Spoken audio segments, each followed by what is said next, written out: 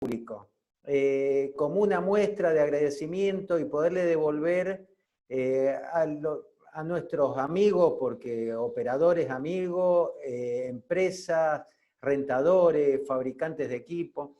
Entonces, fuimos desarrollando todos estos cursos abiertos, gratuitos, y bueno, hoy prácticamente cumplimos un ciclo, porque estamos en el punto 10, este punto que están viendo acá, que es de aprendizaje. Se han dado otros cursos de levantamiento de personas con distintos equipos de izaje, levantamiento de personas con grúa de pluma articulada, se habló de la acreditación, se hizo un análisis de la norma ASME 30.5, pero básicamente cuando empezamos a hablar de grúas móviles, comenzamos con el contenido programático de nuestros cursos y hoy estamos barriendo, es decir, que le estamos poniendo el moño a este paquetito con el plan de izaje.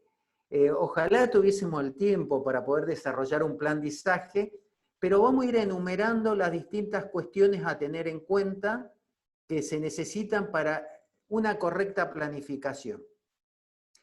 Bien, habrán escuchado, hay mucha gente que repite, que está presente, habrán escuchado que las opiniones, tanto de Marcelo como mías, son opiniones normativas. Intentamos sustraernos de la experiencia, de lo que uno ha ido escuchando en estos años de experiencia, de la participación de distintos cursos, de diferentes criterios. Entonces, en la elaboración de estos cursos, nos basamos netamente en lo normativo y aclaramos dónde está escrito, cosa de evitar aquellas teorías subjetivas, sino esto es netamente objetivo y es de una norma. Bien, vamos a comenzar con esto del plan de izaje. Cada vez que se realice un levantamiento de carga debemos planificar el izaje. Es una cuestión tan básica, tan simple y tan sencilla, pero no siempre se hace. Y ahora vamos a hacer mención de qué es la planificación, cómo se planifica, pero no siempre se hace. Créanme de lo que estoy diciendo, y hay algunos ejemplos que voy a poner acá, que no siempre se realiza esta planificación. La planificación es un proceso de toma de decisión para alcanzar un futuro deseado. El futuro deseado no es ni más ni menos que poder realizar el trabajo que tenemos que realizar en condiciones seguras, y hay que tener en cuenta la situación actual y los factores internos y externos que pueden influir en el logro de dichos objetivos, lógicamente. Entonces, un proceso de planificación, tengo que hacer un correcto análisis de los factores, tanto externos como internos, para que ese objetivo que me propuse, de realizar un izaje, se consiga con éxito. Acá quiero hacer una pausa en esto de la planificación de izaje, pero quiero, en función de una norma, que la norma ERAN 3920, quiero mostrar las 4 figuras que intervienen en una planificación de izaje. Esas figuras son el eslingador, el operador, el señalero y el supervisor de izaje. Y voy a leer qué dice la norma con respecto al supervisor de izaje. Persona responsable de la planificación, realización y cierre de toda operación de izaje. Bajo su responsabilidad está la buena conducción y utilización de todo el personal, el equipo, los materiales y las ayudas necesarias para llevar a cabo la operación de izaje de carga o del personal de modo seguro. En muchas ocasiones, y en izaje frecuente, le asignamos toda la responsabilidad al operador de la grúa. El operador de la grúa, tal cual dice la norma, es la persona que opera la grúa con el objeto de posicionar cargas o personas. No debemos asignarle la responsabilidad del izaje al operador. El operador es un integrante más de este conjunto de personas que forman parte de una operación de izaje. Bien, estas 4 figuras son certificables, es decir, que cuando vamos a organizar un izaje, podemos tener cada una de estas personas certificadas, ¿sí? Vamos a seguir con esto del supervisor y quiero leer algunas generalidades. Será el responsable directo de las operaciones de izaje de carga. El supervisor de izaje es la persona encargada de la distribución de las responsabilidades dentro del personal de una operación de izaje de carga. Esto es sumamente importante porque el supervisor de izaje es la persona que designa quién se ocupa de cada cosa. Bien, salimos de esta norma y cierro paréntesis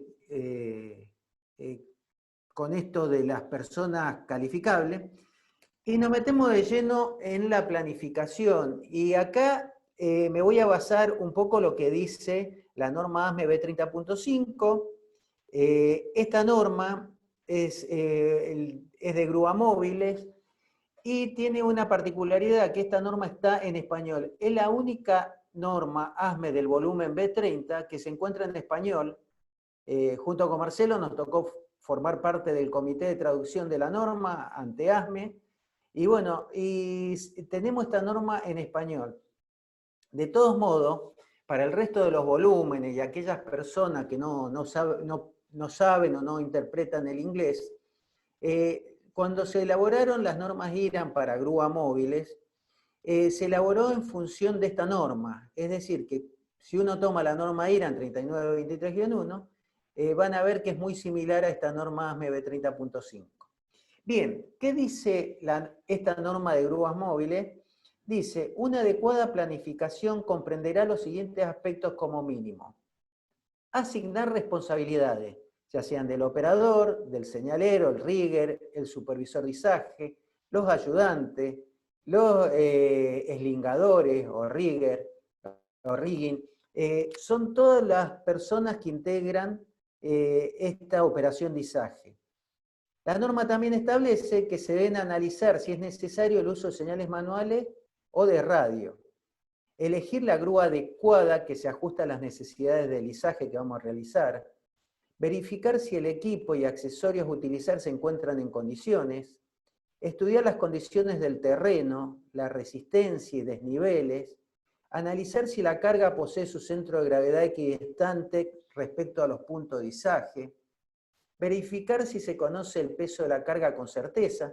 ¿Cuántas veces vamos a hacer un izaje y nos dicen eso pesa 8 toneladas? Cuando ponemos el dinamómetro, la computadora de la grúa, nos encontramos que lo que estaba establecido como una carga determinada la supera enormemente.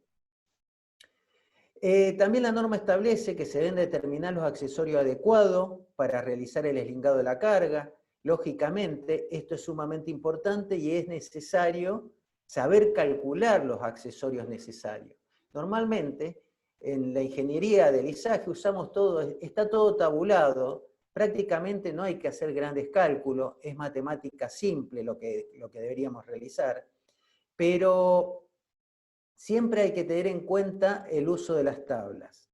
Analizar si se trata de un izaje crítico o no. Ya vamos a definir lo que es un izaje crítico y lo que es un izaje estándar. Analizar las condiciones meteorológicas. Planificar el señalamiento del área de trabajo de acuerdo al riesgo de la tarea. Tal vez sea necesario contar con personal específicamente designado.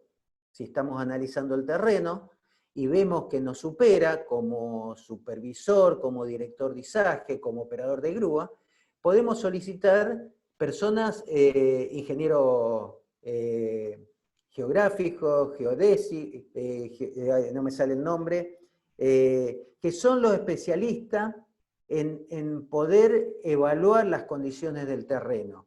Pero nosotros debemos conocer cómo calcular las placas de apoyo para evitar las consecuencias del terreno, de un terreno muy blando. Bien, esta es la definición de la norma ASME B30.5, y acá me quiero meter con una norma que es relativamente nueva. ¿Por qué digo relativamente nueva? Si bien esta norma tiene 4 o 5 años, se ha comenzado en Estados Unidos a dar los cursos, en distintas partes del mundo se ha tomado como referencia esta norma ASME P30.1.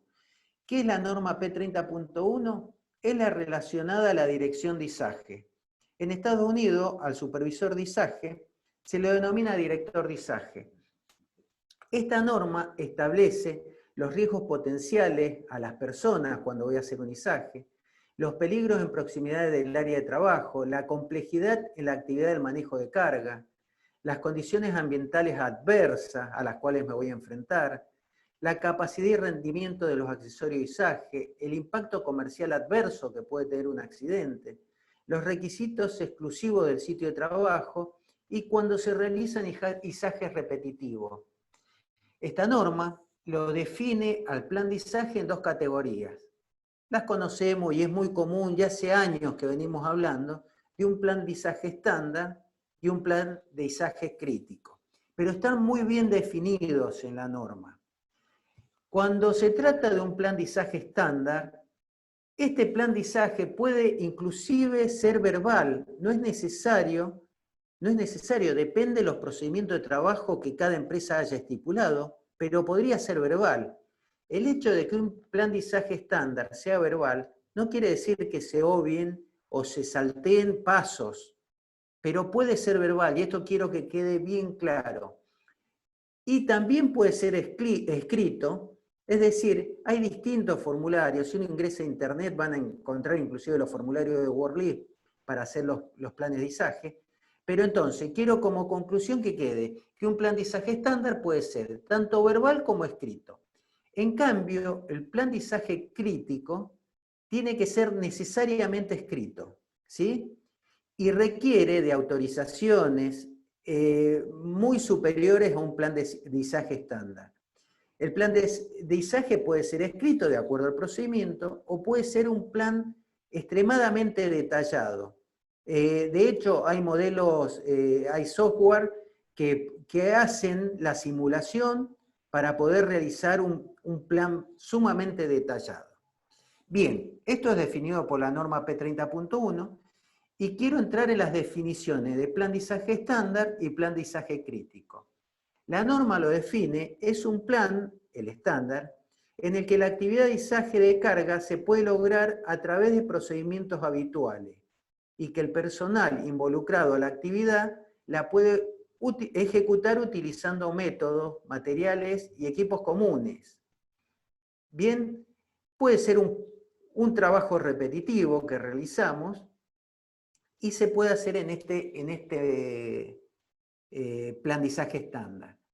En cambio, el plan de izaje crítico es un plan en el cual se ha determinado que la actividad de izaje de carga excede los criterios del plan de estándar. Ya vamos a definir cuáles son los criterios. Y requiere planificación, procedimientos o métodos adicionales para mitigar el mayor riesgo.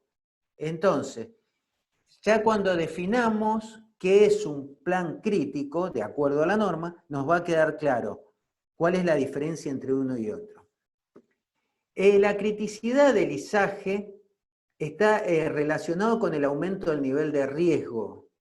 Es decir, que si hay un aumento en el nivel de riesgo en lesiones de personas, daños de materiales, interrupción de la producción, demoras en el cronograma, liberación de sustancias peligrosas en el medio ambiente y otros factores, pueden ser económicos los factores. Si es un material que lo mandé a fabricar, no sé, a Alemania y que sale unos cuantos millones de dólares y que se hace a pedido, puede ser hasta económico cuando tengamos que levantar ese equipo. Eso se considera un plan de izaje crítico. Yo puse ahí una foto de un video que ha circulado mucho por internet, en el cual termina el barco hundido y la grúa, lógicamente, cae al agua. Entonces, eso es un izaje crítico, como dice, demoras en el cronograma. Ese barco que tenía que salir con el contenedor no salió, la grúa quedó sumergida en el agua. Es decir, que hay que considerar muy bien la criticidad de los izajes.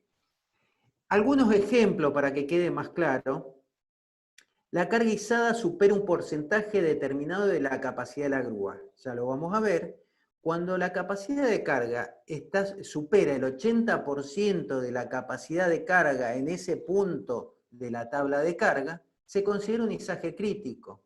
El izaje de personas, izar una persona, hemos dado curso de izaje de persona con grúas móviles, lo dimos en estas charlas gratuitas, y siempre que izamos una persona es un izaje crítico. Hablamos de las condiciones que tenían que tener, de cómo se hace un ensayo de prueba, de las condiciones del viento, que no debían superar los 25 kilómetros por hora. Es decir, que hay una serie de condiciones dadas para levantar una persona, porque un izaje crítico es una vida humana. Izaje que involucran a más de una grúa. Hace 15 días atrás Marcelo dio el izaje con grúas en tándem, y bueno, siempre que se utilizan dos o más grúas para levantar una carga, eso se considera un izaje crítico. La carga izar es única y si se daña sería irreemplazable o no reparable y es vital para un sistema, las instalaciones o las operaciones de un proyecto.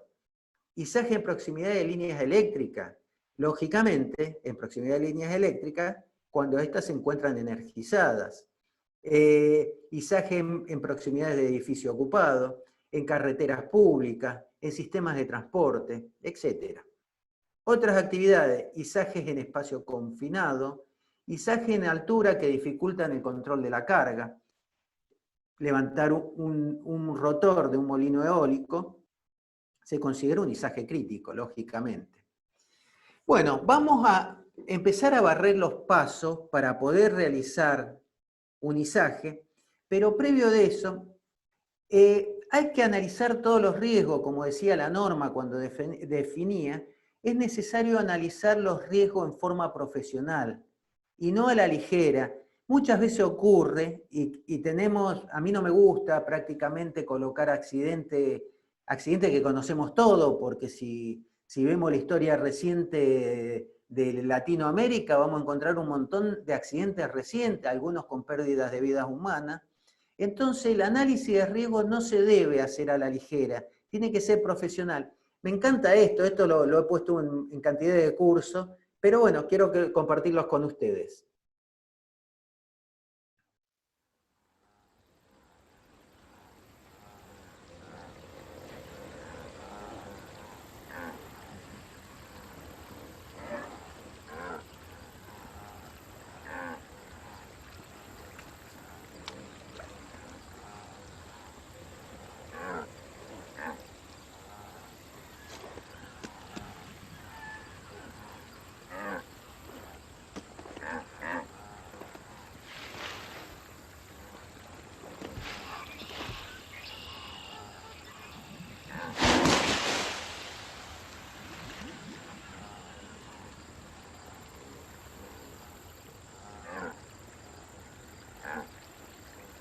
Bueno, bien, la verdad es que me parece muy bueno y no se hizo el adecuado análisis de riesgo, no se hizo en forma profesional el análisis de riesgo. ¿Cuántas veces nos ocurre esto en las distintas operaciones que tenemos que hacer? Podría poner cantidades de fotos relacionadas a esto. Yo estoy mirando una pantalla, estoy hablando. Me gustaría preguntarle a Marcelo a ver cómo estamos, quiénes nos acompañan, si se escucha bien. De paso tomo agua. De paso toma agua, se escucha perfecto, Sergio. A ver, de Argentina no voy a mencionar, porque la verdad que es impresionante de todos los lugares de Argentina que nos están acompañando, pero fundamentalmente la República de Córdoba, que es lo más importante. Ahí está mi corazoncito. Y después de Latinoamérica, la verdad, tenemos gente de Chile, de Perú, de Colombia, hay gente de Paraguay, de Uruguay, de Guatemala, de Panamá, y espero no olvidarme de nadie, de Ecuador también, así que nos están acompañando de un montón de lugares, tenemos más de 322 personas en este momento participando. Y ahí veo que todos en el chat van poniendo de dónde son, y la verdad que es impresionante. Así que vamos bien, Sergio. Bueno, grandioso. Creo que me voy a tener que apurar para poder llegar, pero bueno, vamos avanzando. Bueno, lo importante, les decía, es realizar un análisis de riesgo apropiado y en forma profesional, ¿sí? Bueno, tenemos que ver cuál es la tarea, qué tenemos que desarrollar, y acá pongo una situación para que podamos desarrollar nuestro plan de izaje, y pensamos en el centro de capacitación de WorldLeaf, hay que subir una torre de enfriamiento. Entonces, estamos en construcción, ahí pueden ver que estamos en construcción, Y tenemos que subir esa torre de enfriamiento que se ve acá al costado del edificio. Bueno, para lo cual, en primer lugar, tenemos que empezar a analizar cómo vamos a realizar esa tarea, con qué equipos, con qué elementos, quiénes van a participar, todo lo que dijimos. Bien, acá tenemos la torre de enfriamiento que tenemos que elevar. Cualquiera de los operadores de grúa que conocemos que están presentes dirá, 5 toneladas es poca carga. La verdad que sí, 5 toneladas es poca carga, pero que se caiga de 70 metros de altura 1 kilo, el daño que puede ocasionar es muchísimo. Es decir, que nunca tenemos que despreciar el peso de la carga, ni minimizar los riesgos que puede ocasionar. Bueno, esa torre de enfriamiento tenemos que levantarla. ¿Cuáles son las medidas del edificio? Bueno, tenemos un edificio que tiene un frente de 40 metros, una altura de 15 y un ancho de 12 metros. Entonces vamos a posicionar la grúa en el frente del edificio y el intercambiador de calor, la torre de enfriamiento, ya está posicionada, ya está en el piso sobre una plataforma. Entonces, esas son las distancias. Vamos a tener que buscar la grúa que se adapte a eso. Lógicamente que uno no siempre elige la grúa, pero tenemos que ver si las grúas que tenemos presentes, alquiladas o compradas, cumplen con esa necesidad. Entonces, analizamos, esta grúa, se veía la pluma ahí en la imagen, acá la vemos arriba a la izquierda. Bueno, es una Terex 1075L, es una grúa hermosa que levanta 75 toneladas, ¿sí? Y que tiene una pluma de 34 metros. Entonces, ustedes pueden observar arriba a la derecha un diagrama de posicionamiento. Lo que muchas veces conviene es dibujar acá dónde me voy a posicionar con la grúa y a ver con qué pluma necesito levantar, si voy a necesitar todos los tramos, si voy a necesitar adicionar el jib, el aguilón, si necesito quebrar el aguilón para tener un mayor radio. Todo eso sirve con el diagrama de posicionamiento, que acá a la derecha, acá a la izquierda, perdón, marcamos la curva con la pluma de 34 metros, que es la que vamos a usar para llegar bien al centro del edificio, ¿sí? Entonces, esa es la grúa que vamos a utilizar. Luego, tenemos que calcular, y esto cuando nosotros damos los cursos, lógicamente que no les damos servido los cálculos los tiene que ir haciendo el operador, el supervisor, el director de izaje. Entonces, tenemos que calcular, vamos a usar una eslinga de 4 ramales de cadena de grado 8. Entonces acá ya está calculado. Tenemos una cadena de grado 8 de 3 octavos el eslabón, tiene un factor de seguridad 4:1, y el largo de los ramales son de 2 metros. Entonces, esta cadena tiene una capacidad de 7 toneladas cuando está eslingada a un ángulo de 45 grados, ¿sí? Que va a ser, como es de 7 toneladas, vamos a poder perfectamente levantar esta carga que es de 5 toneladas. Ahora bien, una cosa que es sumamente importante, una vez que determinamos los accesorios, es saber, y es una pregunta que hacemos en todos los cursos de operadores de grúa, ¿cuánto es la capacidad de tracción del cable de tu malacate a tiro directo? Es una pregunta repetitiva que hacemos siempre. ¿Cuánto tira la grúa a tiro directo? Es decir, un solo reenvío de cable de acero, ¿cuál es la capacidad de tracción que tiene ese cable? Bueno, si entramos a la tabla, acá si bien hay una foto de una GROP, nosotros estamos usando la tabla de la Terex. Entonces, si venimos acá, nos dice que la tracción del cable de acero es de 63 kN, 6,4 toneladas aproximadamente. Lo que vamos a izar, dijimos que es de 5 toneladas. Entonces, con un tiro de cable de acero, con un solo reenvío, podríamos levantar la carga, pero esta grúa en particular no tiene un malacate auxiliar, es decir, no tiene el bochín para hacerlo, entonces lo tengo que hacer de la pasteca principal. Como es una pasteca grande, no puedo poner 2 reenvíos. Voy a necesitar para equilibrar la pasteca 4 reenvíos. Entonces, determino que la grúa, el izaje lo voy a hacer con los 4 reenvíos, es decir, que con 4 reenvíos, con esta capacidad de tracción que tiene el cable, podría estar levantando 24 toneladas, 25 toneladas cómodamente, ¿sí? Ahora bien, he determinado la cantidad de reenvíos que va a usar la pasteca. Luego tengo que determinar cómo voy a establecer la adecuada comunicación. No se olviden que estamos trabajando en un edificio que tiene 15 metros de altura. Puede ser la necesidad de 2 señaleros que hagan señales manuales, 2 personas, uno abajo y otro arriba. Es muy común esto en distintas operaciones. Puede ser que haya un señalero que tenga una radio en comunicación con el operador de la grúa. Es decir, que tengo necesariamente que establecer cuál es la comunicación adecuada. Luego, tengo que establecer si es necesario una cuerda guía que me permita guiar la carga. En este caso, es una carga de 5 toneladas. Es necesario, en la medida de lo posible, poder guiar la carga con la cuerda guía. La cuerda usada para controlar la posición de la carga y evitar que los trabajos entren en contacto con el edificio, con las personas. Entonces, para eso sirve una cuerda guía. Siempre en todos los cursos preguntan, ¿qué característica tiene que tener esta cuerda guía?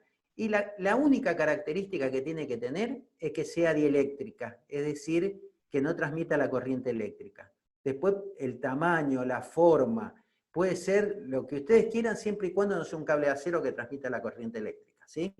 Bien, entonces, determinamos que en este izaje es necesario un ayudante que me guíe la carga con una cuerda guía de 50 metros. Bien, cuando definíamos las responsabilidades del director de izaje o del supervisor de izaje, decíamos que es el responsable de asignar los distintos integrantes y las distintas responsabilidades a cada uno de los integrantes. Acá podemos ver el supervisor de izaje, el director de izaje, el operador de la grúa, los eslingadores, los señaleros, y dijimos que todo este conjunto de personas son personas certificables. Ahí podemos ver un carnet de un operador de grúa móvil de 120 toneladas. Y también es necesario determinar la cantidad de ayudantes, si el eslingador va a necesitar ayudantes, para el guiado de la carga voy a necesitar 2, 1, 3 personas, qué va a suceder cuando la carga llegue próximo a donde la tengo que depositar. Todo eso lo tengo que prever y esa es una misión fundamental del supervisor de izaje. Bueno, bien, dicho todo esto, vamos a analizar la carga. ¿Cuánto es lo que vamos a levantar con la grúa? El peso de la pasteca, no se olviden, que forma parte de la carga, y el peso de las eslingas de cadena que vamos a usar también forma parte de la carga. Entonces, si a las 5 toneladas de la torre de enfriamiento, más los 30 kilos que pesa las eslingas, más los 1100 kilos que pesa la pasteca, todo esto nos da 6,13 toneladas. Bien, ya hemos determinado un punto importantísimo, que es la carga bruta que vamos a tener que levantar. Entonces, vamos a analizar la tabla de carga de la grúa. Fíjense un detalle que ya lo vamos a usar. Este detalle que dice arriba a la derecha, dice estándar EN 13000.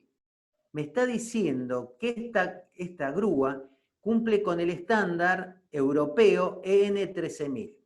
Bien, ya vamos a ir a este. ¿Y qué quiere decir eso? Bueno, esta grúa, decíamos que tiene 34 metros de pluma, tiene distintos tramos telescópicos, tiene 34 metros de pluma. Es una grúa que trae un contrapeso de 8 toneladas y que con la extensión total de los estabilizadores a 7 metros con 60, me permite utilizar esta tabla de carga y me permite levantar todo lo que dice esta tabla de carga acá a 360 grados. ¿Sí? Bien, entonces vamos a analizar cuál es el punto inicial. El punto inicial en el cual vamos a tomar la carga de acuerdo al posicionamiento, este que le marqué cuando vimos la distancia, vamos a tomar la carga a 10 metros con la pluma de 34. ¿Sí? Eso nos indica una capacidad de carga de la grúa, en esa configuración que nombramos, de 11,1 toneladas. Entonces, el dato inicial, el análisis inicial de la operación, yo voy a tener que la grúa toma la carga a 10 metros con la pluma de 34 y que tiene una capacidad por tabla de 11,1. ¿Sí? Perfecto. Ahora vamos a ver dónde vamos a depositar la carga una vez que la levantamos. La vamos a depositar a 16 metros del centro de la grúa, esto es el radio de la grúa, a 16 metros, con la pluma de 34 metros, eso nos da una capacidad de carga de 7.700 kilos, 7,7 toneladas. ¿Sí? Ese es el análisis de mi operación. Dónde tomo la carga y dónde deposito la carga. ¿Se acuerdan que decía que es necesario conocer el porciento de utilización de la grúa? Bien, entonces ponemos la capacidad por tabla. No se olviden que la capacidad que me dice la tabla es una capacidad bruta. ¿Sí? Acá vemos que en el inicial yo tengo 11,1 toneladas y el peso de la carga bruta, es decir, de la carga del intercambiador de calor, las slinga y la pasteca, me suman 6,13 toneladas. Si divido las 6,13 toneladas, dividido las 11,1 por 100, me dice que la grúa va a estar afectada a un 55,2%. Es decir, que 55,2% cuando tomo la carga está clasificado un plandizaje estándar. Ahora, cuando yo deposito la carga en el lugar, en el centro del edificio, la capacidad de tabla era 7,7 toneladas, y no se olviden que 6,13 es la carga bruta. Esto me da un factor de utilización de la grúa 79,6. Y habíamos definido que si levanta más de un 80% es un izaje crítico. Entonces, este izaje que estamos desarrollando ahora es un izaje estándar. Recuerden el diagrama de flujo ese que mostré del plandizaje estándar, que por un lado podía ser verbal y por otro lado podía ser escrito. Yo siempre recomiendo que el plandizaje se haga en forma escrita. Es muy rápido, porque si lo hacemos en forma escrita no nos vamos a olvidar de ningún punto. ¿Sí? Bien, acá ya determinamos que un plandizaje estándar. Tenemos que analizar algunas cuestiones más. ¿Cuál es la resistencia del suelo? Bien, el área de las placas requeridas se puede calcular a partir de la capacidad de carga del suelo y la fuerza que ejercen los estabilizadores de la grúa. Tener en cuenta que en ciertos casos un solo estabilizador puede transferir casi todo el peso de la grúa, más el peso de la carga al suelo. Bueno, esto que ven acá, esta tablita, está extraído de la tabla de carga de la grúa, de la 1075, de la Teres que estamos viendo. Si se fijan, el peso que transmite la grúa sin la pasteca, dice el manual, es de 44 toneladas, 44,75 toneladas. Bien, entonces tengo que analizar sobre qué suelo estamos trabajando. Esto es una obra en construcción, y acá el constructor me dice, el arquitecto de la obra, el ingeniero de la obra, me dicen que es grava compactada, que ese terreno está compactado, y que tiene una capacidad de una presión máxima admisible de 25 newtons centímetros cuadrados, ¿sí? Que es lo mismo que 25 toneladas metro cuadrado, aproximado. Entonces, ya tengo un dato importante. Si no conociese el suelo, puedo pedir la asistencia de un profesional, y hay instrumentos sumamente económicos y fácil de usar, los penetrómetros, que es una lanza con una pesa de 8 kilos, que de acuerdo a la cantidad de impacto me marcan la compactación y la dureza del suelo. Entonces, cuando me supera el poder determinar la capacidad del suelo, tengo que pedir la ayuda de un profesional en eso. Entonces, determinamos ya el suelo de nuestro sitio de trabajo, y una cuestión que decía el párrafo anterior, que en ciertos izajes se puede, el 85%, casi todo el peso de la grúa puede estar sobre un solo estabilizador. Podríamos decir que el 85% del peso, tal cual está la foto esa que puse a la izquierda, el 85% de la carga puede estar sobre un estabilizador. Entonces, ¿cómo se calculan las placas de apoyo? Y yo les pido que no se asusten con las cuentas matemáticas. Es muy sencillo, es matemática básica y es muy fácil de determinar. Bien, entonces yo tengo que el peso de la grúa es 44 toneladas, 45,75. más las 5 toneladas del peso de la carga, más 1,3 el peso de la pasteca y accesorios, esto me da un total de 50,88, podríamos decir 51 toneladas. Esto no es tan estricto, es aproximado. Tenemos una presión admisible del terreno, que ya lo habíamos visto, de 25 toneladas metro cuadrado. Si yo quiero determinar el área de las placas de apoyo, el peso total de la carga dividido la presión admisible del terreno me dice que necesito placas de apoyo de 2 metros cuadrados. Tengan en cuenta que yo estoy haciendo el cálculo como si el 100% de la carga puede estar sobre una pata. Podríamos esto multiplicarlo por 0,85, pero no es el criterio que a mí me gusta. Y esto es netamente subjetivo lo que estoy diciendo. Yo prefiero ser más conservador en este cálculo. Entonces, en función de este cálculo, me dice que el área de las placas de apoyo tiene que ser de 2 metros cuadrados. Aplico la raíz cuadrada y me dice que la placa de apoyo tiene que ser de 1,42 por 1,42. Miren el dato importantísimo que estamos obteniendo. Muchas veces colocan listones de madera como placas de apoyo chicas.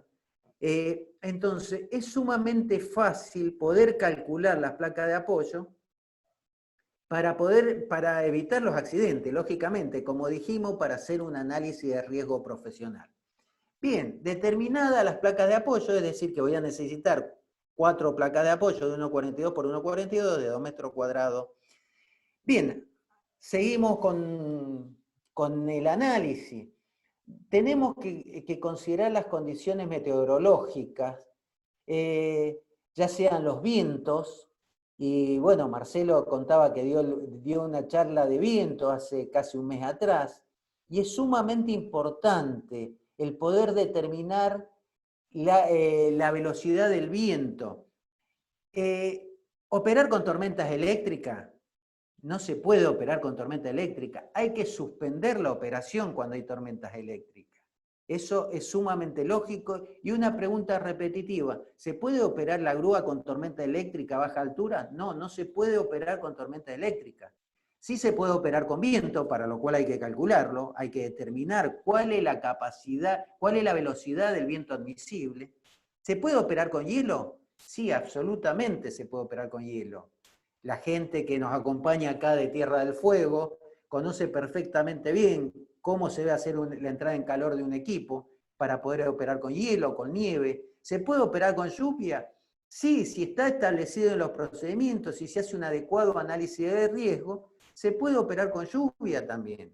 ¿Cuántas veces han tenido emergencia que han tenido que operar con viento, con lluvia y con hielo? Bien, pero eso surge del análisis de riesgo. Quiero hablar de un factor sumamente importante, que es el viento, y volvemos a nuestro ejercicio, a nuestro aprendizaje. Nosotros tenemos que levantar la carga, tenemos que levantarla por encima de este edificio, que son 15 metros de altura. El efecto que produce el viento en la carga y en la grúa es muy perjudicial para la estabilidad del equipo, ¿sí? Por lo tanto, se debe evaluar perfectamente. Me encantó ese gráfico de la manga. Ahí me está diciendo cuando ese tipo de manga, porque hay diferentes tipos de manga, ese tipo de manga, cuando la manga está a 90 grados, hay más o menos 37 kilómetros por hora. Hay distintas formas de apreciar el viento, pero bueno, la verdad que lo mejor sería llamar al servicio meteorológico a través de un anemómetro. Hay distintas aplicaciones que nos van diciendo el viento actual. Winguru es una. Es decir que tenemos que ser un poquito más precisos. Bien, les decía, la influencia del viento. Y acá va a lo que la norma UNE, o EN 13000, las tablas de carga, esa tabla que vimos, que decía arriba EN 13000, están hechas para una velocidad de viento de 11,11 metros segundo, lo que es equivalente a 40 kilómetros por hora.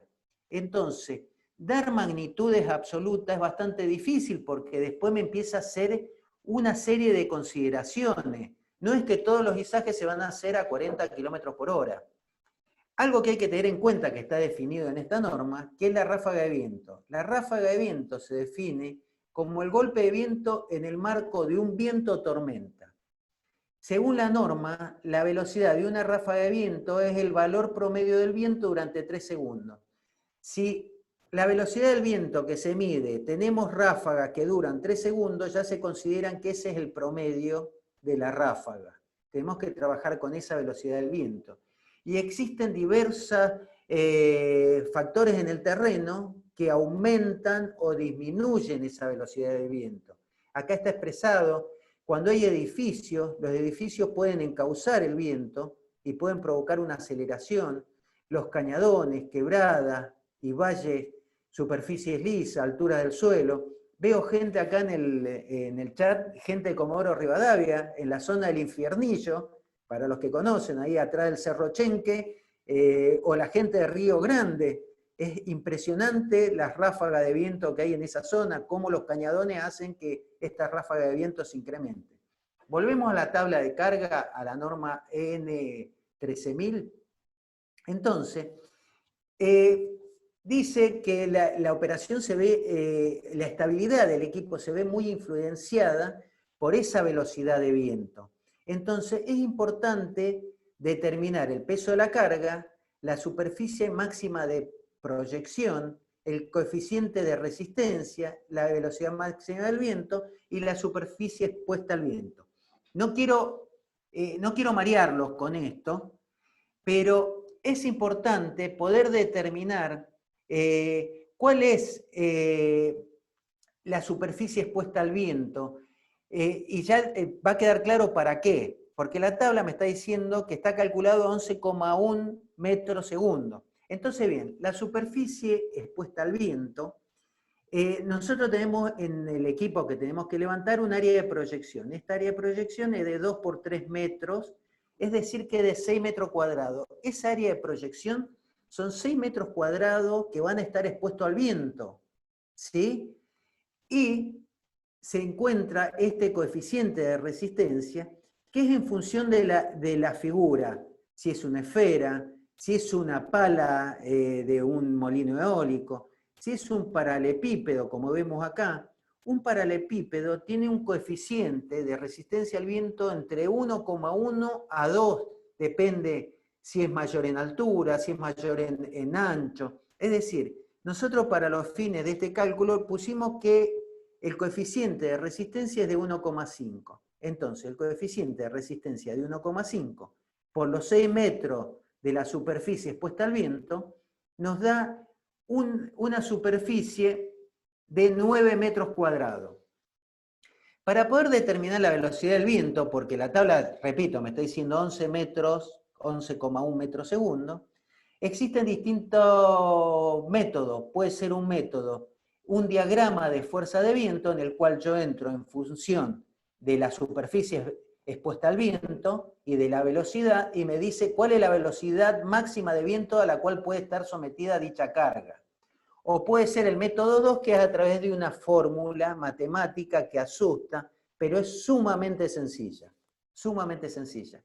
Entonces dijimos, el peso bruto de la carga es de 6,13 toneladas, la superficie expuesta al viento la habíamos calculado de 9 metros cuadrados, y la velocidad que establece la tabla, 11,1 metros segundo. Si reemplazamos todos estos valores en esta fórmula que vemos acá, nos va a decir que la velocidad máxima del viento con esta carga es de 10 metros segundo. Es decir, que ya no voy a poder elevar mi carga si hay 40 kilómetros por hora. Entonces, mi carga, mi saje en particular, no puede haber más de 36 kilómetros por hora. Si supongamos que nosotros bajamos la capacidad de carga, este valor disminuiría. Es decir, que en vez de hacer el izaje con 36 kilómetros por hora, a lo mejor tendría que hacerlo con 28 kilómetros por hora. Es decir, que es sumamente importante poder ajustar estos valores a la velocidad de viento necesaria. Y esto me lo dice la tabla de carga, me lo dice la norma. ¿Sí? Quizás no queda sumamente claro, esto hay que verlo con más detalle, pero sepan que esto es sumamente fácil de calcular, o es sumamente con el diagrama que mostré acá arriba, es sumamente fácil de calcular cuál es la velocidad de máxima de viento para poder realizar ese izaje. Bueno, bien, entonces ya tenemos las placas de apoyo, ya sabemos que para hacer este izaje no pueden haber más de 36 kilómetros por hora, ya determinamos la cantidad de integrantes, determinamos que es un izaje estándar. Ahora bien, hay modelos, yo les dije que hay distintos modelos, y que si me preguntan a mí, les voy a decir que siempre es conveniente seguir un modelo para no olvidarnos de nada. Hay modelos más completos, modelos menos completos. Entonces, bien, ya tenemos todo, completamos nuestro formulario, nos dijo que un plan estándar, entonces lo firma solamente el operador de la grúa y el supervisor ejecutante. Y ahora realizamos el izaje. Acá está el izaje de lo que habíamos dicho. Tenemos la torre de enfriamiento, tenemos los 16 metros de radio, tenemos la pluma de 34 metros, tenemos todo evaluado para que este izaje salga en forma segura. Vamos a ver cómo sale.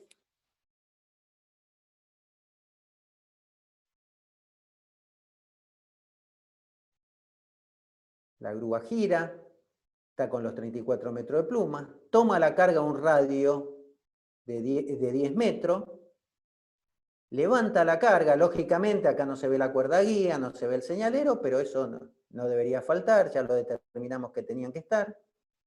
Gira 90 grados, baja pluma, y luego baja gancho. Sumamente sencillo. Sí, lógicamente, un izaje sumamente sencillo, pero no por eso no debemos planificarlo. Siempre se planifican todos los izajes. Y para ir terminando, puse nunca realice un izaje sin planificar, por sencillo que parezca. Y quiero compartir con ustedes este accidente, no sé de dónde es, no me lo pregunten, pero fíjense qué poco se evaluó el izaje, qué poco planificado que está este izaje.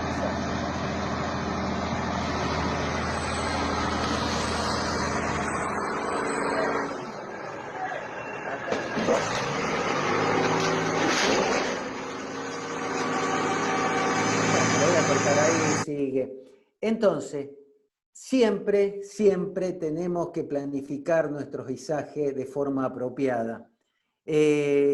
Bueno, la verdad es un tema hermoso, da mucho para hacer, mucho para calcular. No tenemos tiempo, entonces quise barrer todo de esta forma. Y ahora, bueno, vamos a lo más importante, que son las preguntas. Bueno, Sergio, excelente. Ya está conectado Sebastián. Sebastián, ¿nos escuchás? ¿Qué tal? Buenas tardes para todos. ¿Me escuchan? Sí, perfecto. Bueno, vi que hay muchísimas preguntas. Estamos ya en horario, pero bueno, vamos a dar algunos minutos para responder algunas.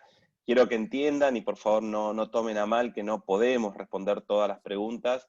Y aparte que es una capacitación, si bien la tratamos de dar lo más la más completa posible, es informativa y no podemos llegar a la profundidad total.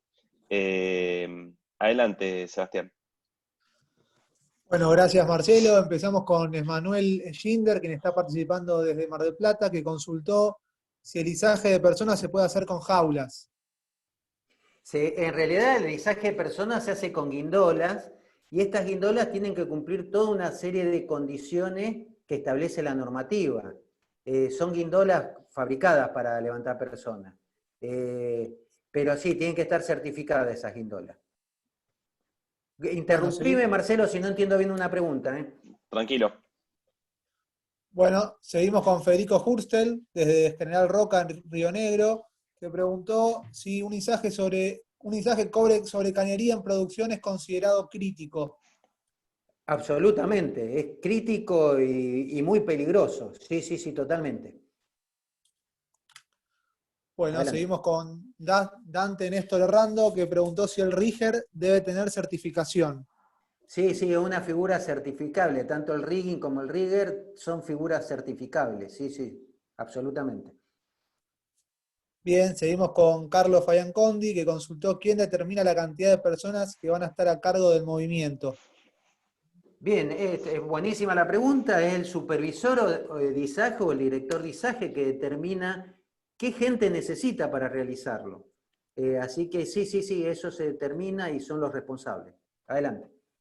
Perfecto, seguimos con Álvaro Contreras, que está participando desde Brasil, que preguntó: ¿el gancho y las líneas de guaya no son también carga bruta?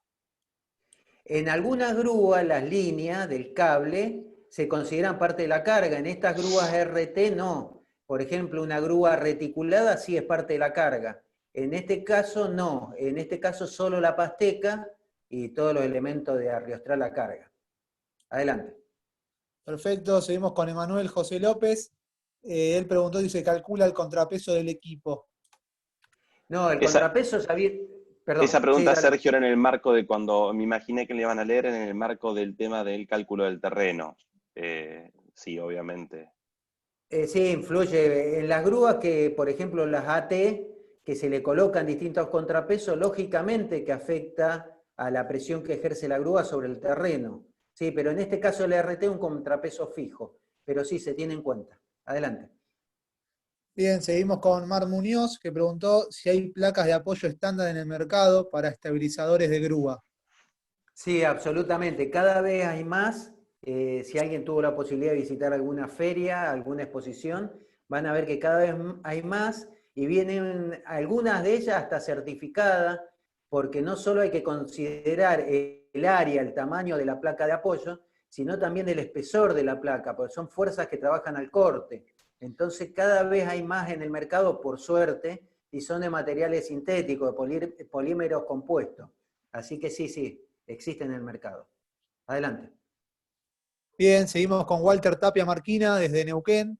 Él preguntó si las placas de apoyo deben estar certificadas y cada cuánto tiempo o uso se deben desechar. No, acá en Argentina no se certifican las placas de apoyo, lo importante es poder calcular y poder determinar qué placa de apoyo es la adecuada y no tienen vida útil. Me refiero, tienen vida útil por mal uso, pero no es que por el uso intenso se deben desechar. Pero todavía estamos, me refiero a Argentina y Latinoamérica, perdón, porque todos nuestros países trabajamos en casi toda Latinoamérica y conocemos bien cómo se hace en toda Latinoamérica. Así que sí, sí, efectivamente hay que tener buenas placas de apoyo. Dale, Seba. Bien, seguimos con Cristian Omar Mendoza. Él pregunta si podemos calcular las dimensiones de los pads para el cálculo del espesor. ¿Qué fórmulas emplearía? Sí, hay todo un procedimiento, no, la verdad que es bastante complejo para una charla de esta, pero sí hay un cálculo para determinar el espesor en función de la zapata de apoyo que tiene la grúa y de la capacidad, sí, se puede calcular, absolutamente, pero no, es más largo el cálculo. Seba, Dale, leemos dos preguntas más. dale. Bueno, vamos con Franklin Betancourt. Él pregunta cómo realizar el cálculo de la superficie expuesta al viento cuando la figura es asimétrica o no coincide, perdón, con ninguna figura geométrica de referencia. Todo tuyo, Marcelo. En ese caso hay que aproximarlo a una figura conocida.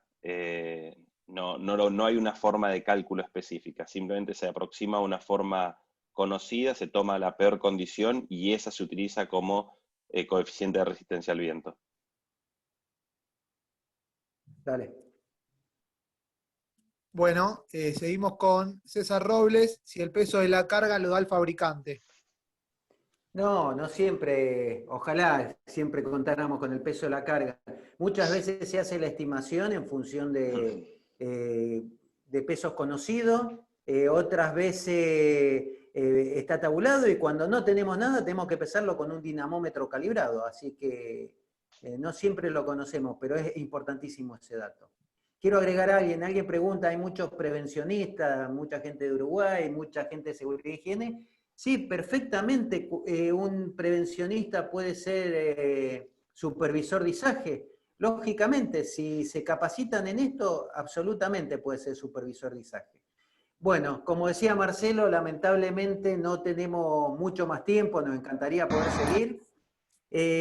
Quiero hacer una mención especial porque hay mucha gente de Grúa San Blas y agradecerle el infinito apoyo que nos dan cuando nos prestan los equipos para hacer las prácticas. Así que era un agradecimiento cortito para Grúa San Blas. Y quería agradecerle a cada uno de ustedes por estar presente. Da para muchísimo, veo que hay muchas preguntas y ojalá podamos tenerlos presentes en alguna capacitación de más tiempo. Así que bueno, por mi parte, muchas gracias, me despido y le doy la palabra a Marcelo. Bueno, lo mismo por mí, gracias a todos. Síganos en nuestras redes, en Instagram, nos buscan como @worldly07. Vamos a estar anunciando la próxima capacitación, posiblemente no está confirmada, sea algo vinculado a manipulador telescópico, tanto la elevación de cargas suspendidas con manipulación telescópico, como la elevación de personas. Y como siempre decimos, no es lo que opinamos nosotros, sino qué dicen las normas. Así que síganos en nuestras redes y se van a enterar, calculo que dentro de 15 días podremos tener esa capacitación para ofrecérselas. Así que bueno, muchísimas gracias a todos por estar presentes y por acompañarnos. Buenas tardes.